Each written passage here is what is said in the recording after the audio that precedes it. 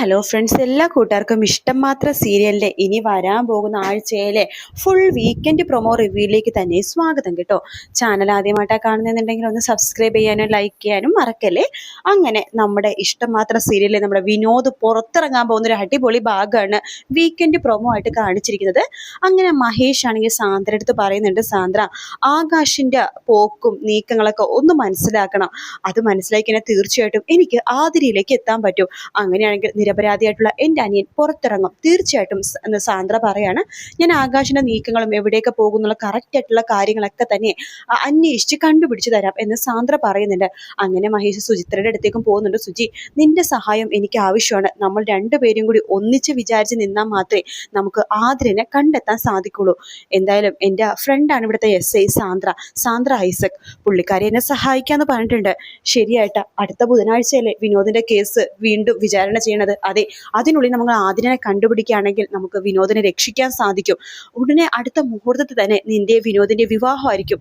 അതാകുമ്പോഴേക്ക് ഇഷിത ഏറ്റവും കൂടുതൽ സന്തോഷിക്കണതും അത് തന്നെയായിരിക്കും. പിന്നീട് ഇഷിതക്ക് വേറൊരു സപ്പോർട്ടിന്റെയും ആവശ്യമില്ല. നിങ്ങൾ കൂടെ ഉണ്ടായാൽ മാത്രം മതി. ഞാൻ ഉണ്ട് ഏട്ടാ മഹേഷിന്റെ കൂടെ ഞാനുണ്ട് എന്ന് സുചിത്രയും പറയാണ്. അങ്ങനെ നമ്മുടെ സാന്ദ്ര മഹേഷിനെ വിളിക്കാട്ടോ. അതായത് വിനോദും അതുപോലെ തന്നെ അൻസാരി ദാസും ആതിരനെ എവിടെയാണ് വെച്ചിരിക്കുന്ന വിവരം സാന്ദ്രക്ക് കിട്ടുന്നുണ്ട്. സാന്ദ്ര അപ്പോൾ തന്നെ മഹേഷിനെ വിളിച്ച് ഈ കാര്യങ്ങളൊക്കെ പറയാണ്. ഇവിടെ തൊട്ടടുത്ത് തന്നെ ഒരു ഒഴിഞ്ഞ ബിൽഡിങ്ങിലാണ് ആതിരനെ വെച്ചിരിക്കുന്നത്. പക്ഷെ എനിക്കതിൽ നേരത്തെ ഇടപെടാൻ പറ്റത്തില്ല. കാരണം എൻ്റെ കീഴിലുള്ള സ്റ്റേഷനല്ല അത്. അതുകൊണ്ട് എനിക്ക് അതിൽ പോയിപ്പോൾ നോക്കാനോ കാര്യങ്ങൾ ചെയ്യാനൊന്നും പറ്റില്ല. പക്ഷെ മഹേഷ് എന്ത് സഹായം വേണമെങ്കിലും പിന്നിൽ നിന്നുകൊണ്ട് ഞാൻ ചെയ്തു തരാം. വേണ്ട സാന്ദ്ര, ഇത്രയൊക്കെ പറഞ്ഞില്ലേ, ഇതെന്നെ ധാരാളം എന്ന് മഹേഷ് പറയണം. ശേഷം സുചിത്രനെ കൂട്ടിക്കൊണ്ട് ആ ഒരു ഭാഗത്തേക്ക് പോകുന്നുണ്ട്. കാരണം ആതിരയുടെ അവസ്ഥ എന്താണെന്ന് അറിയില്ല. അപ്പൊ കൂടെ ഒരു പെണ്ണ് വേണമല്ലോ. അതുകൊണ്ട് സുചിത്രനെ കൂട്ടിക്കൊണ്ട് പോകാണ്. അപ്പൊ ആ ഒരു ഭാഗം എത്തുമ്പോഴേക്കും അതൊരു ഒഴിഞ്ഞൊരു വീടാണ് കേട്ടോ. അവിടെ എത്തുമ്പോഴേക്കും മഹേഷ് സുചിത്ര അടുത്ത് പറയുന്നുണ്ട്, സുചിത്ര ഇത് തന്നെയാണ് സാന്ദ്ര പറഞ്ഞു വെച്ച് നോക്കുമ്പോൾ ആ വീട്. ഇത് കണ്ടിട്ട് തന്നെ എന്തോ ഒരു പേടി തോന്നണല്ലോ മഹേഷ് ചേട്ടാ. അതെ, തീർച്ചയായിട്ടും ഇവിടെ ആകാശിന്റെയും അൻസാരിദാസിന്റെ ഗുണ്ടകൾ ഉണ്ടാവും. സൂക്ഷിച്ചും കണ്ടുവേണം ഇതിനുള്ളിൽ കയറാനായിട്ട്. മഹേഷ് ചേട്ടാ, സുജി ഒരു കാര്യം ചെയ്യും, ഇപ്പൊ വണ്ടിയിലിരിക്കെ, എന്തിനുണ്ടെങ്കിൽ ഞാൻ വിളിക്കാം. ആ സമയത്ത് വണ്ടിയിൽ നിന്ന് ഇറങ്ങിയാൽ മതി, ഇപ്പോൾ വണ്ടിയിൽ നിന്ന് പുറത്തിറങ്ങണ്ട എന്ന് പറയാണ് എൻ്റെ സുജി. ഇത്രയും വണ്ടിയിലെടുത്തതിന് ശേഷം മഹേഷ് നേരെ ആ ഒരു വീടിൻ്റെ ഉള്ളിലേക്ക് കയറാൻ വേണ്ടി ഗേറ്റ് തുറക്കുന്നതും ഒരു ഗുണ്ട ഓടി വരുവാണ് മഹേഷിന്റെ അടുത്തേക്ക് കേട്ടോ. അങ്ങനെ മഹേഷ് ആ ഗുണ്ടനെ പിടിച്ച് അടിച്ച് ഒതുക്കുമ്പോഴേക്ക് വേറെ 2 ഗുണ്ടകൾ പിന്നാമ്പുറത്തോട് ഓടി വരികയാണ്. അങ്ങനെ 2-3 ഗുണ്ടകളുണ്ട്. എല്ലാവരെയും മഹേഷ് അടിച്ച് തെറിപ്പിച്ച് എങ്ങനെയെങ്കിലുമൊക്കെ അകത്തേക്ക് കയറുന്നുണ്ട്. ആ സമയത്ത് അതിലൊരു ഗുണ്ട എഴുന്നേറ്റിട്ട് വലിയൊരു ഇരുമ്പ് വടിയായിട്ട് മഹേഷിന്റെ അടുത്തേക്ക് വരും കേട്ടോ. പക്ഷെ മഹേഷ് അത് കാണുന്നില്ല. മഹേഷ് നേരെ ആ ബിൽഡിങ്ങിന്റെ ഉള്ളിലേക്ക് കയറി പോവാണ്. അപ്പൊ അവിടെ ഒരു മുറി മാത്രം ലോക്ക് ചെയ്തിട്ടുണ്ട്. മഹേഷിന് മനസ്സിലായി ഈ റൂമിൽ തന്നെയാണ് ആതിര ഉള്ളേന്നുള്ള സത്യം. അതുകൊണ്ട് തന്നെ മഹേഷ് ആ വാതിൽ തള്ളി തുറക്കുകയാണ്. നോക്കുമ്പോൾ ആതിരയുടെ കയ്യും കാലൊക്കെ കെട്ടിയിട്ടൊരു കസേരപ്പുറത്ത് ഇട്ട് വെച്ചിരിക്കുക കേട്ടോ. ആതിര എന്ന് മഹേഷ് വിളിക്കുമ്പോൾ ആതിരക്ക് അത് കേൾക്കാൻ പോലും വയ്യ. കാരണം ആതിര ആ ഒരു മാനസികാവസ്ഥയിലാണ്. അതായത് ആ റൂമിൽ കൊണ്ടിട്ടതിന് ശേഷം ആതിരനെ എന്തൊക്കെ ചെയ്തെന്ന് മഹേഷിന് പോലും അറിയില്ല. ആതിരക്ക് സ്വയമായിട്ട് സംസാരിക്കാൻ ഒന്നും ചെയ്യാൻ പറ്റില്ല. തളർന്നൊടിഞ്ഞ് ഭക്ഷണവും കഴിക്കാതെ ആകെ ഒരു വല്ലാത്ത അവസ്ഥയാണ്. ആതിരയുടെ രണ്ടാനച്ഛനും അമ്മക്കും പണം മാത്രം മതി. അതിനുവേണ്ടി ആതിരനെ അൻസാരിദാസിനടുത്തും ആകാശിനടുത്തും വിറ്റുപോയിരിക്കാട്ടോ അവരെന്നിട്ട് വേറെ സ്ഥലത്തേക്ക് മാറി താമസിക്കുകയാണ്. ആതിരനെ മാത്രം ഇവിടെ ഉപേക്ഷിച്ച് പോയിരിക്കുകയാണ്. അങ്ങനെ മഹേഷ് ആതിരയുടെ കയ്യിൽ കെട്ടഴിക്കുമ്പോഴേക്കും വേറൊരു ഗുണ്ടെന്ന് മഹേഷിനെ അടിക്കുവാട്ടോ. പിന്നീട് മഹേഷ് വീണ്ടും അയാൾ അടിച്ചു കൂട്ടുന്നുണ്ട്. അപ്പോൾ മഹേഷിന് എന്തോ സംഭവിച്ചെന്ന് സുചിത്രക്ക് മനസ്സിലാവാണ്. സുചിത്ര ആ ബിൽഡിങ്ങിനുള്ളിലേക്ക് കയറുമ്പോൾ മഹേഷ് അവിടെ ഗുണ്ടകളായിട്ട് അടിയുണ്ടാക്കാട്ടോ. മഹേഷ് സുചിത്ര അടുത്ത് പറയുന്നുണ്ട്, ആതിര അകത്തുണ്ട്, നീ എത്രയും പെട്ടെന്ന് അവളുടെ കെട്ടഴിച്ച് അവളെയും കൂടി ഇവിടെ പോവാൻ നോക്ക് എന്ന് പറയാണ്. അങ്ങനെ സുചിത്ര കെട്ടഴിക്കുന്നുണ്ട് ആതിരയുടെ. പക്ഷെ ആതിരക്ക് എഴുന്നേക്കാനൊന്നും പറ്റുന്നില്ല. മഹേഷ് എനിക്ക് ഒറ്റക്ക് പറ്റില്ല എന്ന് പറയാണ്. മഹേഷ് അങ്ങനെ ഗുണ്ടകളൊക്കെ അടിച്ച് തെറിപ്പിച്ച് ആതിരനെ കൂട്ടിക്കൊണ്ട് സുചിത്രയും മഹേഷും കൂടി അവിടെ നിന്ന് അങ്ങോട്ട് പോകുവാട്ടോ. ആതിരനെ വേഗം തന്നെ നമ്മുടെ കാറിലേക്ക് കയറ്റുന്നുണ്ട്. പിന്നീട് മഹേഷ് നേരെ പോണത് നമ്മുടെ ഇഷിതയുടെ ഹോസ്പിറ്റലിലേക്കാട്ടോ. അവിടെ ആരും അറിയാതെ ഇഷിത ഒരു റൂം സെറ്റ് ചെയ്യുന്നുണ്ട് ആതിരക്ക് വേണ്ടിയിട്ട്, ട്രീറ്റ്മെന്റിന് വേണ്ടിയിട്ട്. കാരണം ഒരാഴ്ച സമയമുണ്ട് മറ്റേ കോടതിയിൽ ഹാജരാക്കട്ടെ. അപ്പോൾ ആ ഒരാഴ്ചക്കുള്ളിൽ ആതിര ഒന്ന് ഓക്കെ ആവണമല്ലോ. അതിനു വേണ്ടി ഒരു റൂമിൽ ആരും അറിയാതെ ലോക്ക് ചെയ്തിരിക്കുകയാണ് ആതിരനിട്ട്. ഡ്രിപ്പും കാര്യങ്ങളൊക്കെ കൊടുക്കുന്നുണ്ട്. ആതിരക്ക് ഭക്ഷണം എല്ലാം തന്നെ ട്യൂബിലൂടെയാണ് കൊടുക്കുന്നത്. അതിനുശേഷം മഹേഷ് സമാധാനത്തോടെ നേരെ പോകുന്നത് വിനോദിന്റെ അടുത്തേക്കാണ്. വിനോദിനോട് ഈ ഒരു സന്തോഷ വാർത്ത പറയാനായിട്ട്. പക്ഷെ മുഴുവനായിട്ട് പറയാൻ പറ്റില്ല. കാരണം അവിടെ പോലീസുകാരുടെ ചെവി എല്ലാം തന്നെ മഹേഷിലായിരിക്കുമെന്ന് മഹേഷിനെ നന്നായിട്ട് അറിയാം.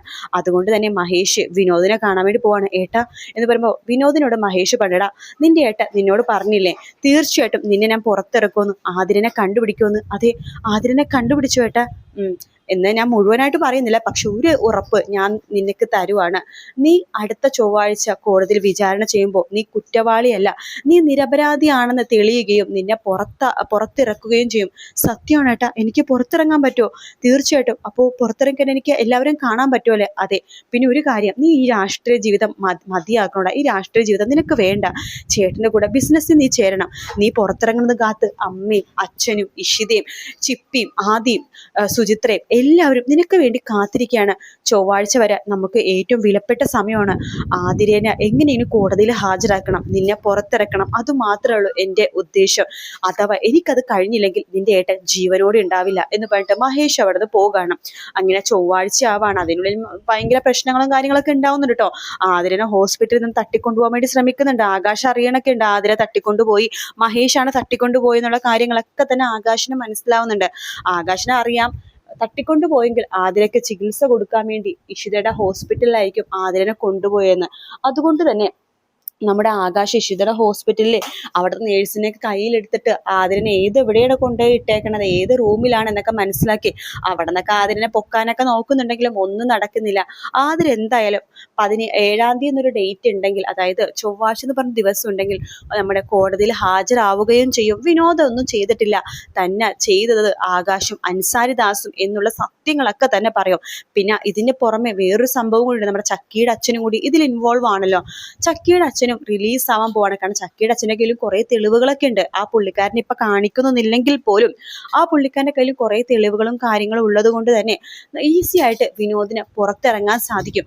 അതുകൊണ്ട് തന്നെ അടുത്ത ആഴ്ച വിനോദ് പുറത്തിറങ്ങും. അതിൻ്റെ അടുത്ത ആഴ്ച വിനോദിൻ്റെയും നമ്മുടെ സുജിയുടെ വിവാഹമായിരിക്കും. പിന്നീട് അങ്ങോട്ട് നമ്മുടെ ഒരുപാട് അടിപൊളി എപ്പിസോഡ്സ് ആണ് നമ്മൾ കാണാൻ പോകുന്നത് കേട്ടോ. അതുമാത്രമല്ല മഞ്ജുവിനെ കൊണ്ട് മഹേഷ് പണികളൊക്കെ തന്നെ ചെയ്യിപ്പിക്കുക കേട്ടോ. കാരണം മഞ്ജുമ അവിടെ വെറുതെ ഇരിക്കുകയല്ലേ. ഇഷിതക്ക് തൈലം തേച്ച് കൊടുപ്പിക്കലും കാലിൽ മസാജ് ചെയ്ത് കൊടുക്കലും പിന്നെ വെള്ളം ചൂടാക്കി കൊടുക്കലൊക്കെ മഞ്ജുമ ചെയ്തോട്ടെ എന്ന് വിചാരിക്കുകയാണ്. അങ്ങനെ മഞ്ജുവിനെ കൊണ്ടിട്ടാണ് വീട്ടിലെ എല്ലാ പണിയും നമ്മുടെ മഹേഷ് ചെയ്യിപ്പിക്കുന്നുണ്ട്. ഭക്ഷണം മാത്രം ചെയ്യിപ്പിക്കുന്നില്ല. ഭക്ഷണവും ജ്യൂസൊന്നും, അതായത് അടുക്കളയിൽ മാത്രം മഞ്ജുമ കയറാൻ പാടില്ല. ബാക്കി കുളിമുറിയിൽ തുണി അലക്കുക, അതായത് മിഷത്തിൽ തുണി അലക്കാൻ പാടില്ല. മിഷത്തിൽ തുണി അലക്കി കഴിഞ്ഞാൽ ചിലപ്പോൾ ഇഷിതക്ക് ചൊറിച്ചിൽ വന്നാലോ ഡ്രസ്സിൽ.